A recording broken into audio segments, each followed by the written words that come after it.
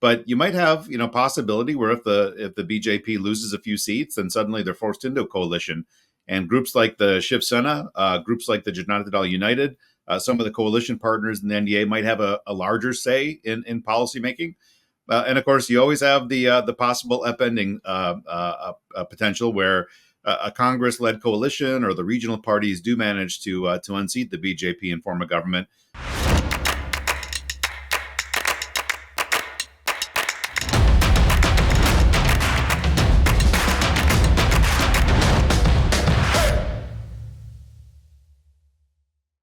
Mr. Rossow, thank you very much for speaking to Global Compass. Of course, we've seen you several times on StratNewsGlobal. Oh, it's great to be here. Thanks for having me. So we are, doing a special in this episode on the Indian elections.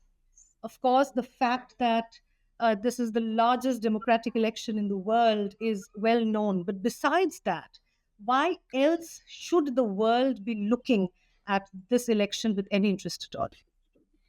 Well, there's really four main groups that I hear about all the time, asking questions about the elections, what's going to happen, and what might policy look like on the other side. First, you have the business community. Prime Minister Modi, going back to his days as Chief Minister of Gujarat, was seen as very business friendly. And with a market the size of India, with the kind of economic growth rates, the business community is very eager and wants to see what sort of things might happen post election. The second group is on security, something I know that your organization follows very closely. The Indo-Pacific has a lot of strategic threats. The U.S. India Defense Partnership is growing in new and novel ways. So that's a group that certainly cares about the elections and results. The development community, if you want to see global progress on issues like healthcare and women's issues and such, India is a place that everybody has to engage. And the fourth, I'd say, is on the climate side. India has a large role to play in trying to avert a climate disaster globally. And seeing a lot of the government's programs on renewable energy and such are very important. There's a lot of groups that follow with very close interest, of course, because they want to see what sort of policies the election itself might yield after the election results are known. How do you see an impact on India's foreign policy?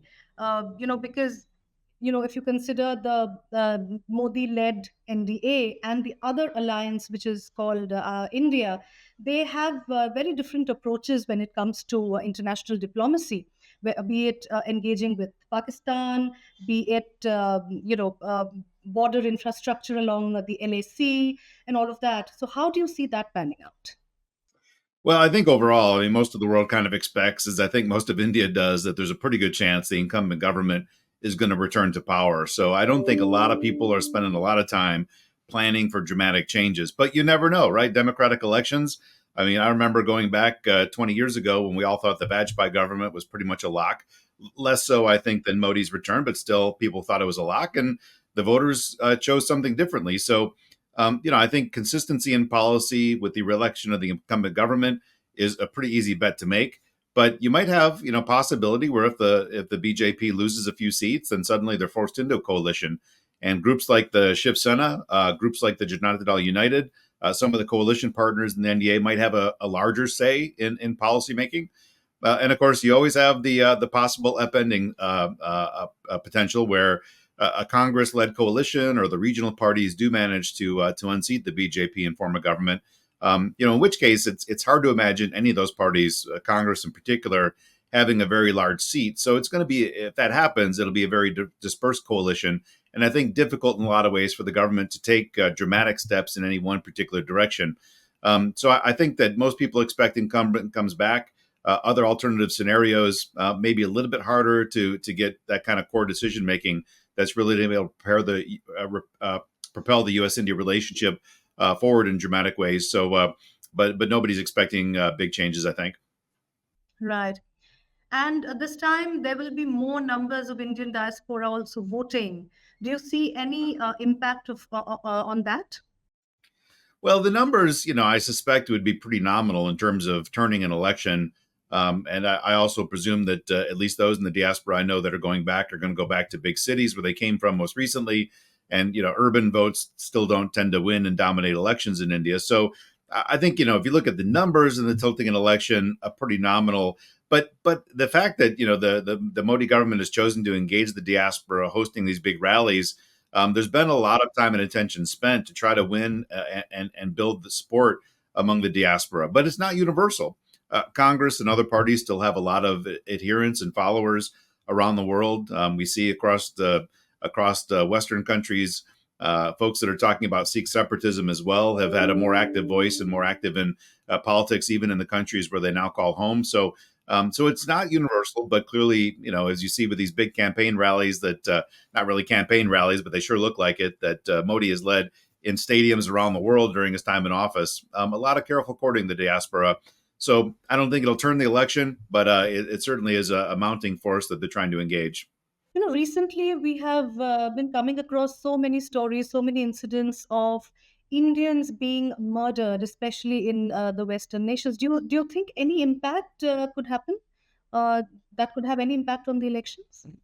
Yeah, not on the elections per se. I don't think it's become a major issue, but I do think that whichever government wins in India is going to want to continue making sure that students are safe. I mean, the United States certainly wants to see, and it's been one of the great bridges of U.S. India relations, is the members of the Indian community that come here for jobs, for studies, and things like that.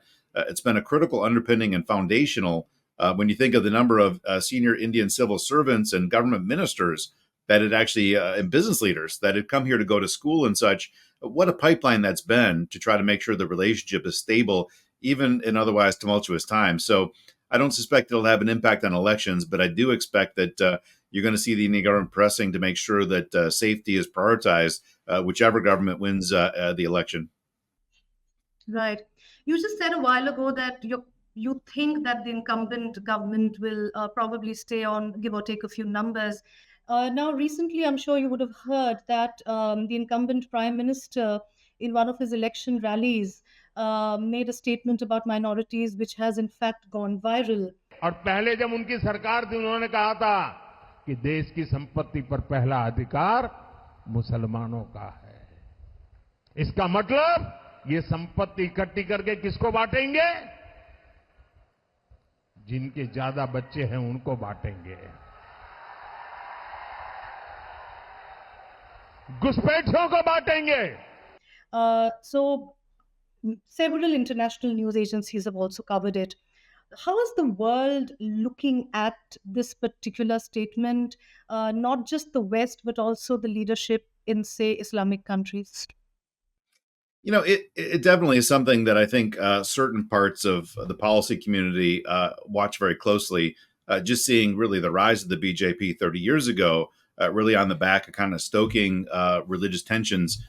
It's always in the front of people's minds, kind of wondering what sort of steps the government might actually take. It's one thing to have campaign rhetoric, and it's another thing to see the kind of actions a government takes in office. There's been a few things like the Citizenship Amendment Act or amending the laws around Jammu and Kashmir, which, some of those impact very few people, relatively modest, but still, you look at these issues and you wonder what might be on the agenda if the incumbent government comes back, and you hear these things on a campaign trail. I think it has more impact in certain communities on academic institutions, on policy wonks, some people inside governments for sure. But then you look at other groups, the engagements that I've got with business leaders, security leaders and such. Nothing that India has done and said in the current iteration has crossed any real bright lines, changing their kind of impact. So some groups that are, I think, a little more sensitive, they see these things, they get concerned. Other groups, like, when a board meeting is coming together talking about investments in India, they're still driven primarily by, is the market opening? Are regulations stable? Is the market, accommodating my products and services? So it's a mix depending on kind of where you sit and what the intention is for your engagement with India.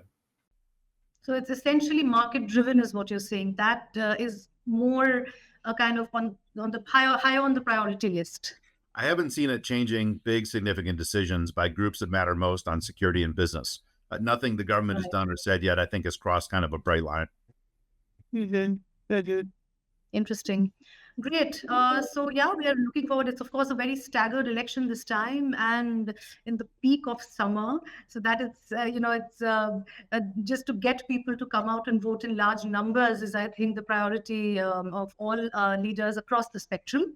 But I think it'll be very interesting to see what finally happens in June when the results are out. And just after that comes out, then we'll be in full swing with our own election here in the United States. So I'll have very similar conversations about what it might mean for the U.S. election on U.S.-India relations. So this is going to be quite a year. Exactly.